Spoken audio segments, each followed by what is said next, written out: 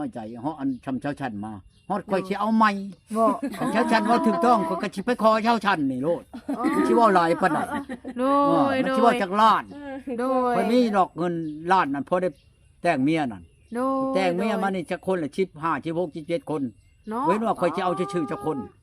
แต่ง ผู้ ทุก ชิบ เมียเนาะ ผู้ร้อยล้านก็ยังมี อืม เอาเรามาพี่เราสิมาแกงหน่อไม้ แกงหน่อไม้เนาะ อืม แต่อยากน้ำแท้ตู่นี่ อยากก็มากินน้ำเดียวเด้อเบื่อเด้ เนาะ อ โดยโดย มาแต่เว้นแน่แต่เช้าแน่มากอ่ะเราสิมาแต่เช้าได้มื้อนี่ โอ้ เขาประมาณวาง11 โมงนี่เราให้ มาล้างถ้วยล้างหม้อ แล้วนะ โอ้ มากินน้ำเดียว โดยโดยกะว่ากินข้าวเพลเลยเนาะตู่เนาะ กินกาแฟนั่นแหละ อืมอืมอืม เพิ่นแล้วก็เบิ่งอันนั้นคอยอยู่ โดย เจ้าชันนั่น เบิ่ง เมีย น้อมมาบ่มื้อนี้ตุ ฮะ ตุบ่น้อมมาบ่มื้อนี้ บ่นอมบ่ได้มาแต่งแตนเบาแหล่ครับเบาไปชัง เออ เบาหยังอัน บ่ยังตู่ เอา บ่สายลมบ่ ผู้มาวานนี่เด้ เออ แล้วชื่อน้ำมาให้แพ็คหนึงเบาแหล่นั่นชื่ออันลาบมาให้50,000 อืม คอยโทรบอกเบาแหล่ว่าชื่อของกินไม่กินนี่เด้อว่าคุณอยู่คนเดียวเข้าก็บ่ได้หนึ่ง โอ้เออ แล้วมาขึ้นแล้วเบาแหล่สิเอาของกินมาให้กินเลยกันอุ่นเขาวเย็นนั่นเนี่ยเอาเมื่ออัน1 วันนี่แหละ โด อุ่นเขาวเย็น ย นี่ โด แหละ ย เขาบอกอุ่นไปเบิดคำดอกอุ่นเอาติดเดียวย่า อืมแซ่บอยู่บ่ตู่ลาบกับตู่ เอากระแชบมาแล้วหลับที่ แม่น เนาะ วะยังเรา กิ กิ น น ก็ ผู้เดียว กินก็ บ่ ไม่ แซ่บ หลายดอกกินน้อยหนึง เออ ผู้เช้าอยู่อันเมืองมุนนั่นกินข้าวแล้วบ่คืนนี่ก็ดีกินแล้ว โอ้เพิ่นก็เป็นห่วงเนาะ เจ้าชุบเป็นห่วงน้ำลูกน้ำเมียหลายเด้อกินโลดเขานั่น เออ ยันเจ้าจอยบัดคอยไปเอาเจ้านี่บ่มีแห้ง เอ เอ อ เพิ่นว่าผู้นั้นน่ะเว้า โดย เดี๋ยวเว้าหยอกนะเจ้าสิเอาอีหลีเอาอีหลีเราอ่ะ โด คอย ย บ่เว้าลิ้นได้เจ้ามามื้อใดนี่มาขอแล้วคอยสิเมื่อนำโลดเราอ่ะ อืม เจ้ามาแล้วคอยสิเอาจังว่าเว้าเดินมันหมู่กินนี่นะเอารถวิโก้นี่หมู่นี่ไปนะ โดยโด คอย ย ก็สิมาอยู่ดอกรถนั่นก็แปลว่าวันที่5นะหลานน่ะสิเอามาชม อืม เดินออกมาวันที่5เลยสิเอามา โดย เอามาโลดว่ะ ขณะพ่อตู่ไปขอกับแม่นเพิ่นเอาเลยเนาะ เอาแล้วของเว้าเลยเด้ อืม คอยเห็นแล้วเราอ่ะ เห็นเจ้าน่ะคอยเห็นเบิดแหละอืม โดย เห็นทุกส่วนทุกมุมเล เห็ ย น เนาะ คักเห็นแน่ลีกะ อืม มานี่กว่าเฮ้ยมามันว่าเดี๋ยวนี้นั่นยังเมื่อวันอาทิตย์นี่อ้ายมันสิเมื่อแต่ชาละวันนี่เมื่อแต่เฮ็ดงานนี่สิว่าบอกแต่อ้ายนี่คันคอยสิเมื่อก่อนบัดยันอ้ายหายนะมันว่า อืม อ้ายผู้ทิศมันนั่นโลดแหละแต่ว่า อันได้อ้ายนั่นแหละก็ได้มันนะ โดย ผู้ที่ช้องผู้ที่ช้องมันนี่ เอ อ้ายน่ะก็เอาเมียแล้ว โดย ก็อยู่ในเฮือนนี่แหละมันว่า โดยโดย ลูก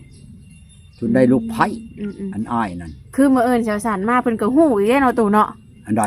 มื้อเอิ้นผู้สาวก็ฮู้อีกแล้วเนาะ เอาก็ฮู้นั่นแล้ว เพิ่นว่าสารมานี่ แม่ เนาะ งฮู้จักแล้วเขามันก็ เนาะ เบิ่งอยู่เด้ อื มันก็มีโทรศัพท์อันนี้ เพิ่นสิบ่น้อย มัน ม บ่ ก ได้ น้อย เว้า ใจบ่ ฮะ เพิ่นสิบ่น้อยมกน้อยใจบ่ น้อยก็อยามันนะของแนวว่าหมู่เมื่อแหละเนาะ โดย คันว่าหมู่ยังอัน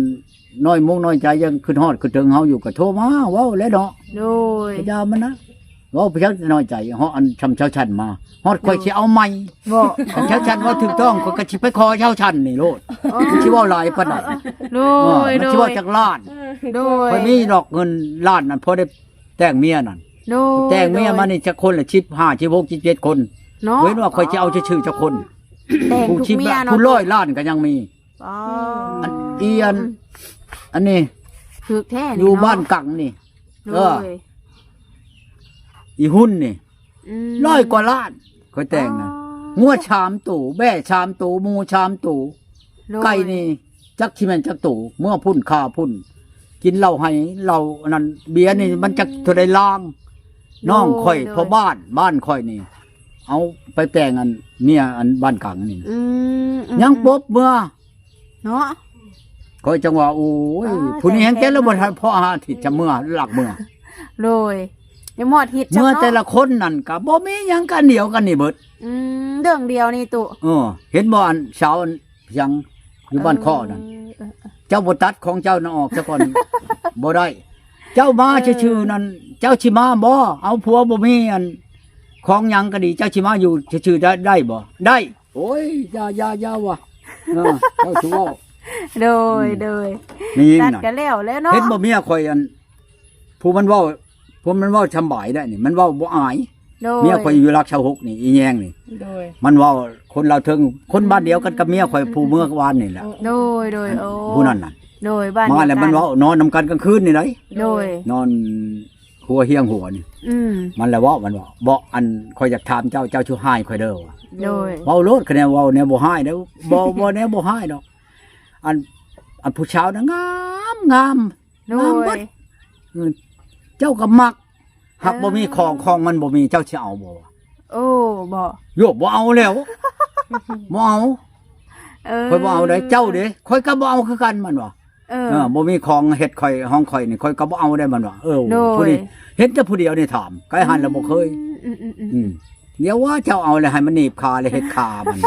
โอ้ยข่อยว่าเว้าไปแล้ว โดยเดี๋ยวนั้น ฉัน ได้ ก็ เราตู่ ว่า เนาะ ขออนุญาตนำหมู่เจ้า โดย ฉันข่อยก็ไปหาเฮ็ดหูกับผูก็แล้วว่ะ เนาะ หัวแล้วบัดนี้พักกันหัวในนอนนำกันนั่นได้ มัน โดย อีได้นี่เว้าให้ใจขึ้นได้ อีนายรักชาวหกนี่ โด พ ย อแล้วได้นาย โดยเดี๋ยวผู้เมื่อวานนี่เป็นโทรมาอ ขอยู่ ง บ่ เฮา ตุ พร้อมได้ ผู้เมื่อวานนี่ได้สะตุ อ้อโกย โทรมาอยู่บ่ บ่ได้โทรข่อยโทรไปทีเดียวก็ให้เว้าเจ๊กๆใช้ข่อยก็เลยอย่าเลยบ่แม่นนั่นแหละ โดย ฮักแต่แม่นนั่นข่อยได้เอาเบอร์พ่อบ้านแล้วข่อยสิให้พ่อบ้านน่ะบอกชุเพิ่นมาเว้ากันนั่นเรื่องอันเมื่อบ่นี่บ่ช่างนางโบราณแล้วก็ว่ารับแล้วก็โชว์เงินมาให้อันทั้งพี่กะยาดอก โดย ชื่อหมูบอกครับเงินนั้น6ล้านนั่น ให้ส่งคืนเนาะ 6ล้านนั่นฮะ ส่งคืนเนาะตู่เนาะ ชงบ่แม่นชงคืนเด้แปลว่าเงินเขาใหม่ได้นี่ใหม่นี่บ่ช่างนางโบราณนี่ เงินใหม่ เงินใหม่ได้นี่เคยไปเขาก็ใหม่ไผไปก็ใหม่ได้บ้านข่อยได้ เนาะ ตัวนี้นั่น คือการตู่ หาเจ้าไปเจ้าตายอยู่กลางตอกกลางทางมีคนข่มขืนเจ้าบ่ฆ่าเจ้าบ่เขาก็เป็นโทษข่อยก็เป็นโทษได้เขาเอานั่นน่ะบ่แม่นแต่เป็นแต่ข่อยได้ แม่นเนาะผู้อันเจ้าคือลำตามมันเด้ไอ้น้องผู้ที่ตามไปนำมัน โดย ข่อยก็บอกคักแน่แหละเจ้าสิไปใช้บ่ใช้ก็บอกอ้ายบอกน้องข่อยก็แล้วเฮ็ดได้เจ้าว่าบัดเมืองบัดหลักเมือง เนาะชื่อเนาะ กับกระตากระดังเจ้าอันทงเทนเจ้านั่นเจ้าชุป้าเมียนวันนี้นี่ โดย ขัดป้าเมียนวันนี้น่ะมัน เขาว่าเตรียมสิไปชงให้คนตาย โดย บ่ข่อยเว้านี่ก็บ่ปากแล้วล่ะนอนเฉยอยู่บัดมื้อเช้ามากระหลักเมืองโดดเว้ากลางคืนมื้อเช้าหลักนี่กูก็จะ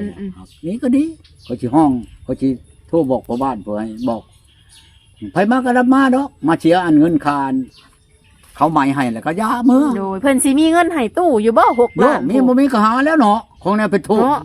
ว่า หรือสิให้เขาจับ น้อยๆนึงตู้ ฮะ ว่าเฮือนเพิ่นก็ซ้ำนี่ ชำนี้แล้วเหินนั่น เนาะสิ บ่มีก็ เงิน ให้เขาจับโชคบ้าเขาคุกผิด เนาะเอา เจ้า นั่ นี่ นเนาะตู้ มี เนาะ เงินนั่นเสียตัวนี้แหละก็ปล่อยออก โด ล้ม ย รู้ก่อนกันมันสิบ่ได้ จังบ่กล้าไปเฮ็ดกับคนอื่นเด้เนาะตู้เนาะ เงินชำ5 6ล้านเขารับเอา โดย เขาเจ้าจะบ่จักถึกคุกก็ดีเอาบ่ได้ตัวนี้กฎหมายมันใช้กฎหมายเขาสิฆ่าเจ้าหั่นแหล้วเจ้าเมื่อบ่ถึกกฎหมายหั่นเด้ เจ้าหลักเมือง โดย หามีคนราคาลัดพันเจ้าดิ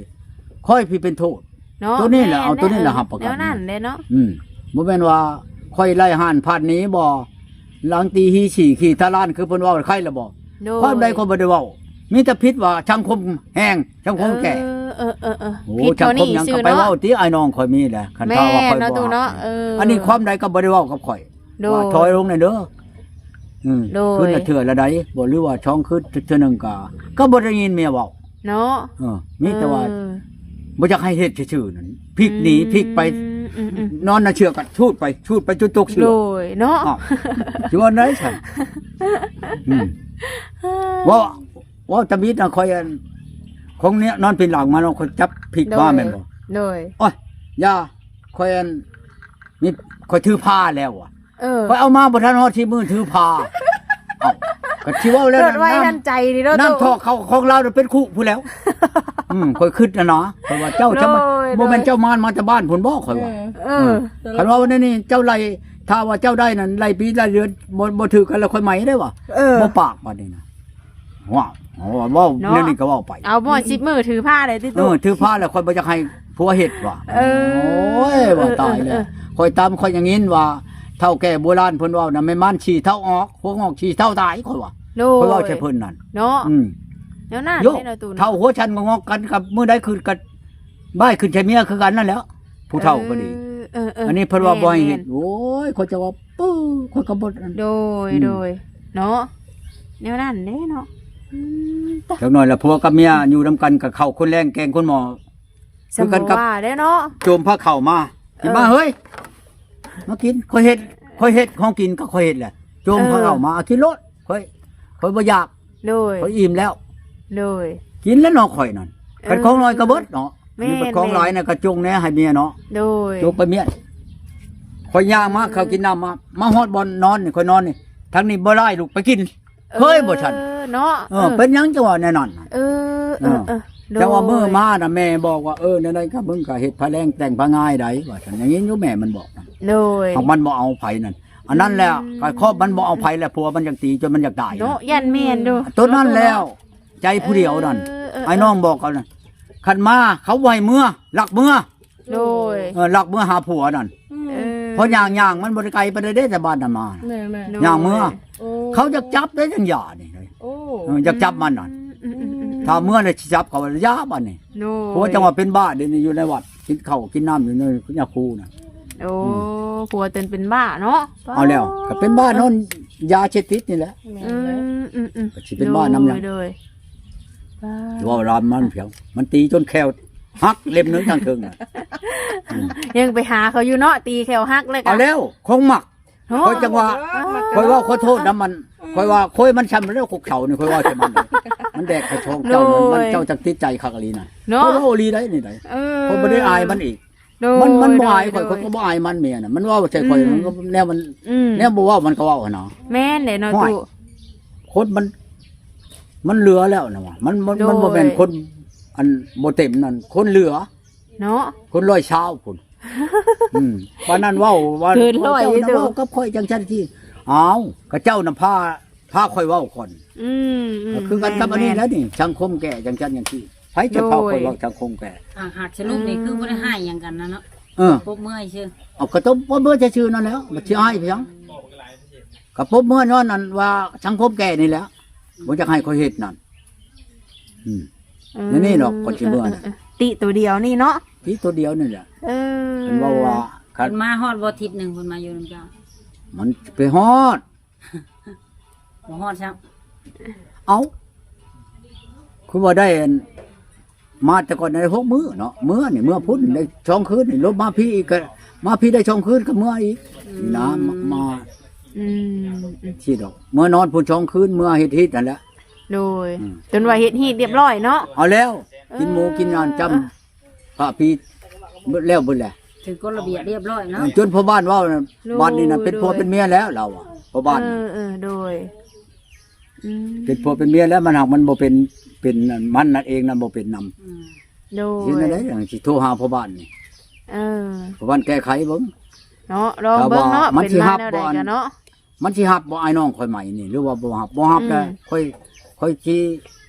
โทรถามมันหัวหน้ากฎหมายบัดนี้ถูกบ่มันเฮ็ดนี่หรือว่าบ่ถูกจะถามเบิ่งบัดนี้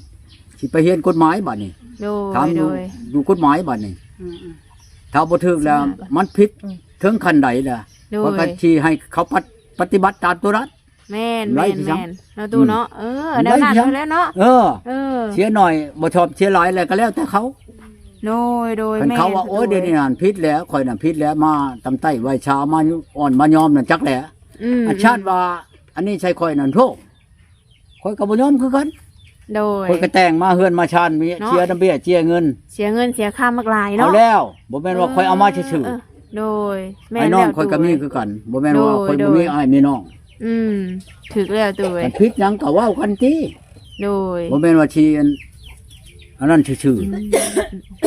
โดย ๆอันนี้ผิดก็บ่ยอมผิด แม่นเนาะ แม่นก็บ่ยอมแม่นมันสิเป็นบ่แน่นั่น โดยแม่น เฮ็ดหยังก็ยอมกันเว้ากันให้มันเกลี้ยงมันใช้คักแน่แม่นบ่ เจ้าอยู่บ่ได้กินบ่เป็นน้ำข่อยก็เมื่อเว้ากับอ้ายกับน้องขึ้น แม่นบ่มัก เดี๋ยวนี้ แนวใด ข่อยอยาก กั ให้ นเนาะ ลูกผัวข่อยนี่เปลี่ยนแปลงแน่ว่า โอ้ย มันผิดนั่นคันว่าข่อยเปลี่ยนแปลงบ่ได้มาอยู่อีกชาจักเดือนจัก 4-5 มื้อแล้วข่อยยังหุ่นแห้งอยู่แล้วก็จักมื้อมันบ่ได้ข่อยมาบอกบ่เจ้าได้บ่ได้ผัวข่อยนี่บอกก็บ่พังแล้ว โดย ยังหุ่นแห้งอยู่ โดย จักมื้อแม่นล่ะวะ แม่น อันนี้บ่ได้ แม่ บอกนะความใดก็บ่ได้บอก โ ลักเมื่อโลด โดยถึกแล้วตู่ เอาแล้ว อืม มันยังก็ต้องเว้ากันจักคนติเห็นว่าความผิดก็ดี โดย นี่ความผิดบ่ แม่นๆเนาะ บ่กลัวนะบ่ย่านความผิดนะเดี๋ยวนี้ โดยแม่นเด้อตู่เอ้ยเออ ทางชี้นั่นเอ้าลองเบิ่งมันนักมีดอก โด คัน ย คันเพิ่นกลับมานี่ยังสิเอาอยู่บ่ ก็เว้ากันก่อนทั้งเอานี่ก็เอาเว้ากันซะก่อนคันว่ายังเป็นอีกคือเก่านี่บ่เอา